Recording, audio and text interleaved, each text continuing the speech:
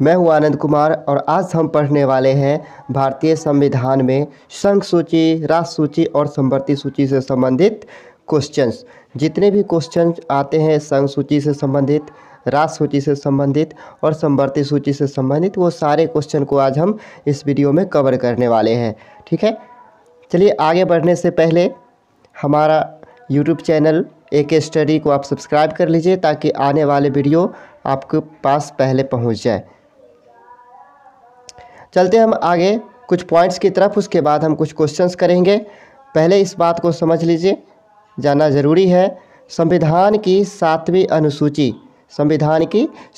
अनुसूची में केंद्र सरकार तथा राज्य सरकार के शक्तियों का बंटवारा, ध्यान दीजिएगा, शक्तियों का बंटवारा हेतु 3 सूची का प्रावधान किया गया है। शक्तियों का बंटवारा कहने का मतलब यह है कि केंद्र सरकार के अंतर्गत कौन कौन से काम है जो केंद्र सरकार उस पर कानून बना सकती है और उसे कर सकती है, और राज्य सरकार के अंतर्गत कौन कौन से काम है जिस पे राज्य सरकार कानून बना सकती है और उसे कर सकती है।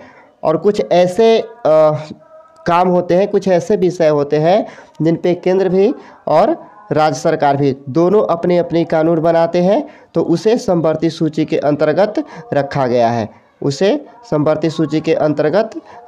है, तो चलिए पहले देख लेते हैं कि कौन कौन से काम किस सूची के अंतर्गत है।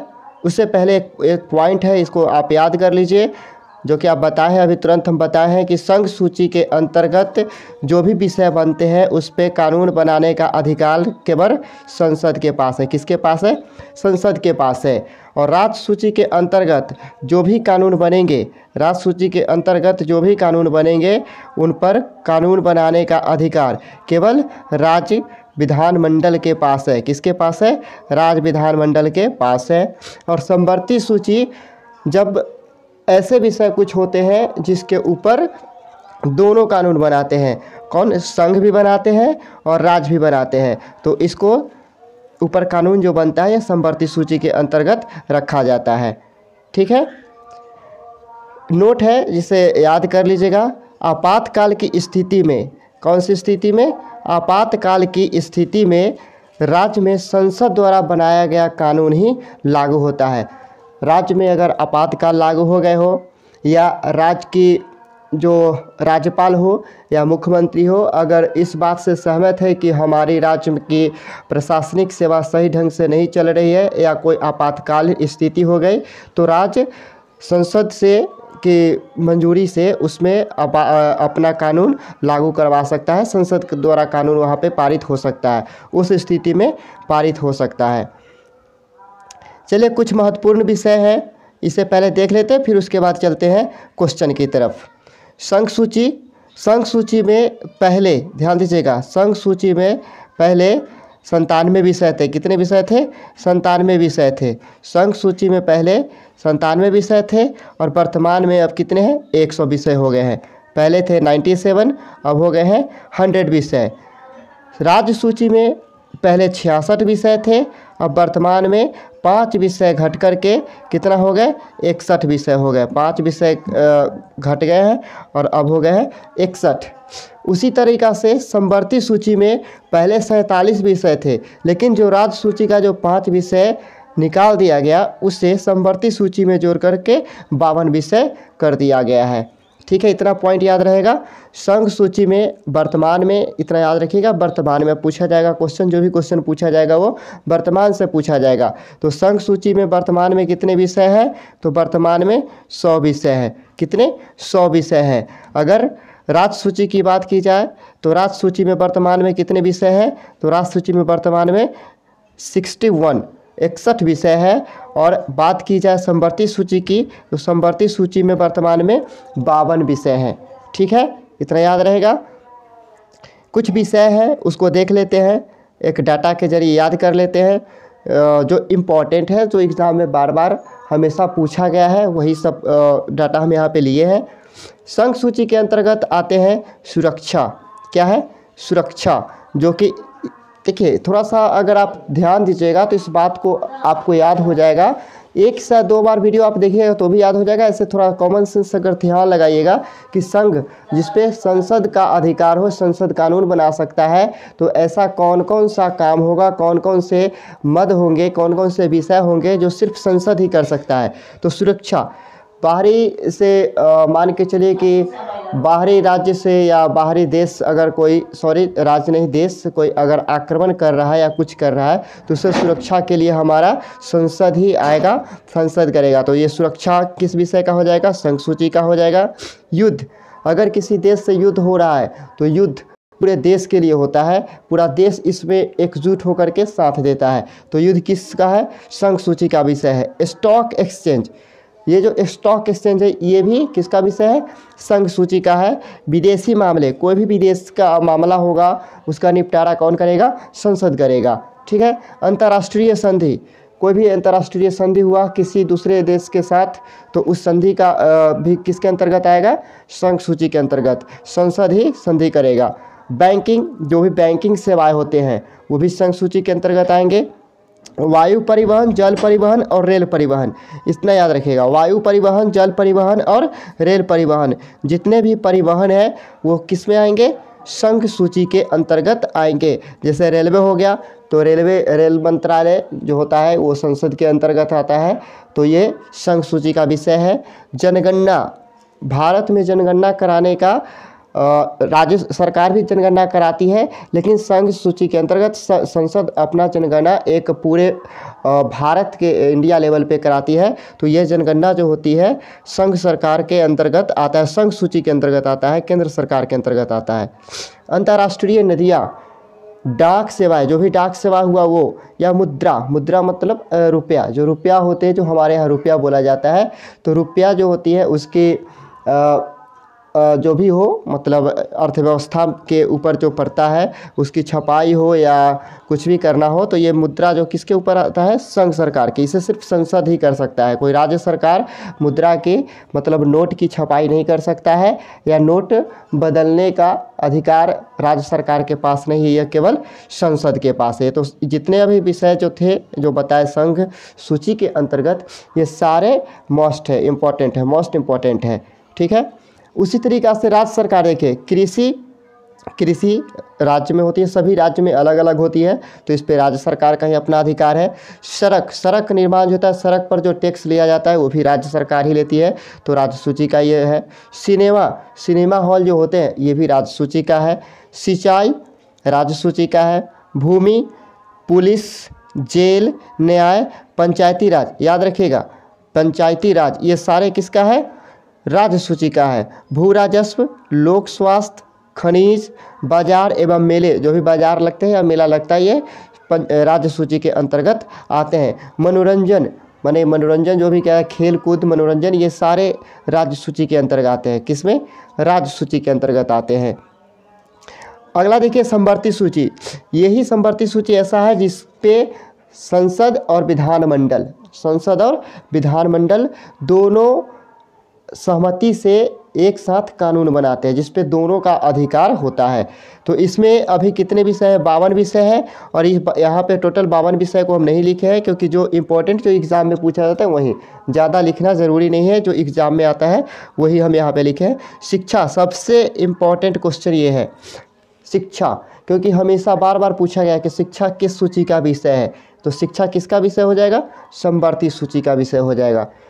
उसके आगे वन, मूल्य नियंत्रण, मजदूर संगठन, राष्ट्रीय राजमार्ग जो भी ये हो गए, क्या कहते हैं, आने जाने का रास्ता जो होता है, ये सब किसका है, समवर्ती सूची का है। राष्ट्रीय राजमार्ग, ऐसे देखिए सड़क, इस पे कंफ्यूज नहीं होना है, सड़क राज्य सूची के अंतर्गत आता है, लेकिन राष्ट्रीय राजमार्ग इसको नाम दिया जाता है, जैसे NH1, NH2, NH47, इस तरह से जो नाम दिया जाता है वो समवर्ती सूची के अंतर्गत है। और सड़क तो जितने भी ऐसे भी गांव में सड़क देखे होंगे जिसका नामाकरण नहीं है, तो ये सड़क राज्य सूची के अंतर्गत है, और जिस सड़क जो नेशनल हाईवे है वो समवर्ती सूची के अंतर्गत है। जनसंख्या नियंत्रण, ये भी समवर्ती सूची के अंतर्गत है, और जंगल, ये भी समवर्ती सूची के अंतर्गत है। तो इसमें आप इस डाटा को 1 से 2 बार देखिएगा, समझिएगा, या इस वीडियो को आप 1 से 2 बार देखते हैं तो आपको ये डाटा ऑटोमेटिकली याद हो जाएगा, ज़्यादा कठिन भी नहीं है याद करना। ठीक है, अब चलते हैं हम अपने क्वेश्चन की तरफ। उससे रिलेटेड जो भी क्वेश्चन बनते थे या पूछे गए हैं उसके तरफ चलते हैं, उसे देखते हैं कि कैसे बनता है और क्या क्या क्वेश्चन पूछा गया है।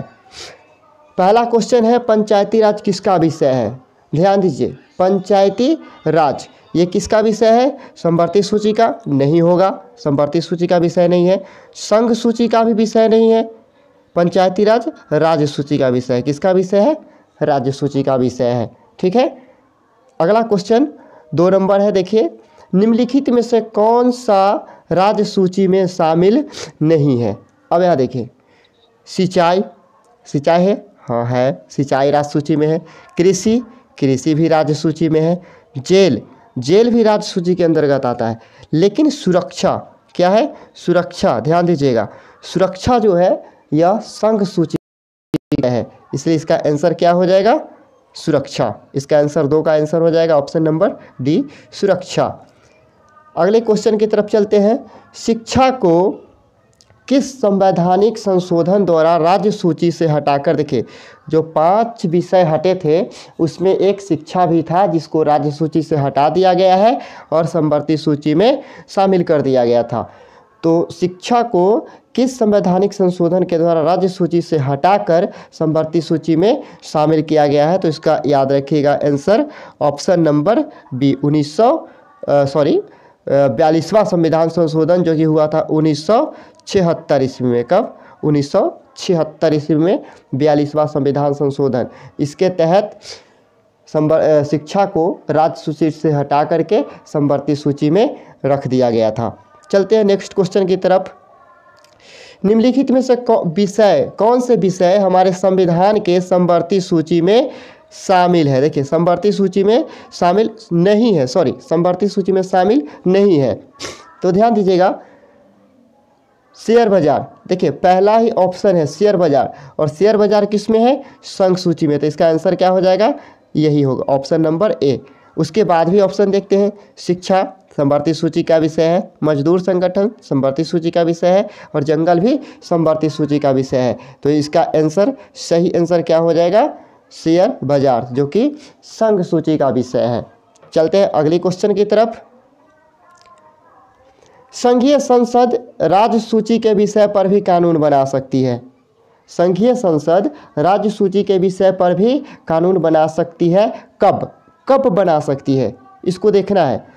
ऑप्शन देखिए, पहला ऑप्शन नहीं, ये यहाँ 1 नंबर में लिखा हुआ है, अंतर्राष्ट्रीय समझौतों को प्रभावी बनाने हेतु। अंतर्राष्ट्रीय समझौतों को प्रभावी बनाने होती है, तो ठीक है, क्योंकि जब अंतर्राष्ट्रीय समझौता को प्रभावी बनाना होगा तो यहाँ पे संसद अपना कानून बना सकती है। दूसरा देखते हैं, राज्य में राष्ट्रपति शासन लागू होने पर, राष्ट्रपति शासन लागू होगा तो संसद अपना कानून बना सकती है, ये भी बात ठीक है। तीसरा है, संबंधित राज्य की सहमति से, अगर जो राज्य है वो चाहता है कि हमारे यहाँ संसद अपना कानून बनाए तो वो कर सकता है, तो ये तीसरा पॉइंट भी इसका सही है। चौथा पॉइंट है, राष्ट्रीय हित में जब राज्यसभा में 2/3 बहुमत से प्रस्ताव पारित हो जाए, तो ये भी बात सही है। जब 2/3 बहुमत से प्रस्ताव पारित हो जाएगा कि हाँ हमारे राज्य में यहाँ पे संसद द्वारा जो कानून है वो चलाया जाए, तो तब जा कर के संसद वहाँ पे कानून अपना चला सकती है। तो यहाँ पे चारों पॉइंट हमारा ठीक है, तो इसका ऑप्शन क्या हो जाएगा? Option number D, option number D इसका सही आंसर हो जाएगा सभी। ठीक है, सभी। अगर आपको वीडियो अच्छा लग रहा है तो आप कृपया प्लीज़ आप लाइक करें और हमारे चैनल को सब्सक्राइब कर लीजिएगा। चलते हैं अगले नेक्स्ट क्वेश्चन की तरफ। निम्नलिखित में से कौन सा विषय समवर्ती सूची के अंतर्गत आता है? ध्यान दीजिएगा, समवर्ती सूची के अंतर्गत कौन सा विषय आता है? अंतर्राष्ट्रीय नदियाँ, देखिए अंतर्राष्ट्रीय नदियाँ ये किसके अंतर्गत आता है? संघ सूची के अंतर्गत आता है। किसके अंतर्गत? संघ सूची के अंतर्गत।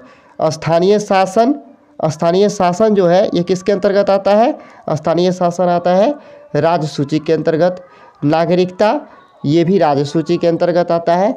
मजदूर संघ, मजदूर संघ जो है ये समवर्ती सूची का विषय है, मजदूर संघ। ठीक है, अगला क्वेश्चन है, संविधान में समवर्ती सूची की धारणा किस देश से ली गई है? ध्यान दीजिएगा, ये बहुत ही इंपॉर्टेंट क्वेश्चन है। ये हमेशा पूछा जाता है कि समवर्ती सूची की धारणा किस देश से ली गई है, तो इसका सही आंसर क्या होने वाला है? ऑस्ट्रेलिया। ऑप्शन नंबर सी, समवर्ती सूची की धारणा ऑस्ट्रेलिया से लिया गया है। अगली क्वेश्चन है कि निम्नलिखित में से कौन सा विषय राज्य सूची के अंतर्गत नहीं आता है? राज्य सूची के अंतर्गत नहीं आने वाला विषय कौन है? कृषि। देखिए, कृषि जो है राज्य सरकार का है, तो ये राज्य सूची के अंतर्गत आता है। ठीक है, लोक स्वास्थ्य भी राज्य सूची के अंतर्गत आता है। पंचायती राज, ये भी राज्य सूची के अंतर्गत आता है। लेकिन रक्षा, बताए थे, रक्षा किसके अंतर्गत आता है? संघ सूची के अंतर्गत आता है। किसके अंतर्गत? संघ सूची के अंतर्गत आता है। तो इसका आंसर क्या होने वाला है? ऑप्शन नंबर डी, रक्षा। ऑप्शन नंबर डी, रक्षा। 9वां क्वेश्चन है, भारतीय संविधान के संबंध में कौन सा युग्म सुमेलित नहीं है? देखिएगा, यहाँ सुमेलित नहीं है। वन समवर्ती सूची के अंतर्गत है। ठीक है, क्योंकि वन समवर्ती सूची के अंतर्गत आता है। पोस्ट ऑफिस संघ सूची, हाँ बताए थे ना, डाकिया, तो डाकिया जो है संघ सूची के अंतर्गत आता है, पोस्ट ऑफिस। लोक स्वास्थ्य राज्य सूची, ये भी ठीक है क्योंकि लोक स्वास्थ्य राज्य सूची के अंतर्गत आता है। स्टॉक एक्सचेंज समवर्ती सूची, देखिए ये गलत है क्योंकि स्टॉक एक्सचेंज जो है संघ सूची का विषय है। किसका विषय है? संघ सूची का विषय है। तो इसका सही आंसर क्या हो जाएगा? डी, स्टॉक एक्सचेंज समवर्ती सूची नहीं होगा, संघ सूची होना चाहिए था। ठीक है, चलते हैं नेक्स्ट क्वेश्चन की तरफ। समवर्ती सूची में से कौन से विषय हैं? समवर्ती सूची में इनमें से कौन सा विषय समवर्ती सूची के अंतर्गत आते हैं? कृषि, भू राजस्व, दिवालियापन, श्रम कल्याण। तो मजदूर संगठन जो है वो समवर्ती सूची के अंतर्गत आता है। यहाँ पे श्रम कल्याण, दोनों एक ही है। श्रम कल्याण और मजदूर संगठन, वहाँ संगठन किया जाता है, और यहाँ पे श्रम कल्याण मतलब मजदूर गरीब जो है उसके कल्याण के बारे में जो विषय है उसके अंतर्गत। तो समवर्ती सूची के अंतर्गत कौन से आ जाएगा? श्रम कल्याण।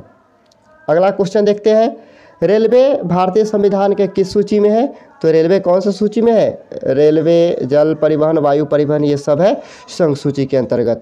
ठीक है, अगला क्वेश्चन देखिए, निम्नलिखित में से कौन सा विषय राज्य सूची में सम्मिलित नहीं है? राज्य सूची में सम्मिलित नहीं है, तो यहाँ ऑप्शन देखिए, पुलिस राज्य सूची में है, न्याय ये भी राज्य सूची में है, जेल ये भी राज्य सूची में है, लेकिन ऑप्शन नंबर डी शिक्षा ये राज्य सूची में नहीं है। कौन सी सूची में है? समवर्ती सूची में है। कौन सी सूची में? समवर्ती सूची में है। तो यह ध्यान दीजिएगा, ऑप्शन नंबर डी इसका सही आंसर होने वाला है। 12 का ऑप्शन नंबर डी, शिक्षा। ठीक है, अगला क्वेश्चन देखते हैं, संघ सूची, राज्य सूची और समवर्ती सूची में सभी विषय शामिल है। क्वेश्चन को ध्यान से देखिएगा, संघ सूची, राज्य सूची और समवर्ती सूची सभी विषय शामिल है इस तीनों में। फिर भी यदि कोई ऐसा भी है जो इन तीनों में शामिल ना हो तो उस पर कानून बनाने का अधिकार किसके पास है? बहुत ही अच्छा क्वेश्चन है। अगर संघ सूची का जितना विषय है वो भी ठीक है, राज्य सूची में वो भी ठीक है, समवर्ती सूची में वो भी ठीक है, मतलब सभी विषय लगभग तीनों सूचियां में शामिल है। लेकिन ऐसा कोई और विषय भी हो सकता है जो तीनों को छोड़ तीनों में शामिल ही ना हो, तो उस पर अधिकार किसका होगा? उस पर कानून कौन बना सकता है? ऑप्शन देखते हैं, केवल विधानमंडल? नहीं, विधानमंडल उस पर कानून नहीं बना सकता है, केवल संसद। अगला सी नंबर ऑप्शन पहले देखिए, विधानमंडल और संसद दोनों नहीं, ये भी गलत होगा। केवल संसद जो है उस पर कानून बना सकती है, क्योंकि संसद के पास इसका अधिकार है कानून बनाने का। ठीक है, चलते हैं अगले क्वेश्चन की तरफ। भारतीय संविधान के अंतर्गत अवशिष्ट अधिकार क्या है? ध्यान दीजिएगा, एक नया पॉइंट है, अवशिष्ट अधिकार क्या है?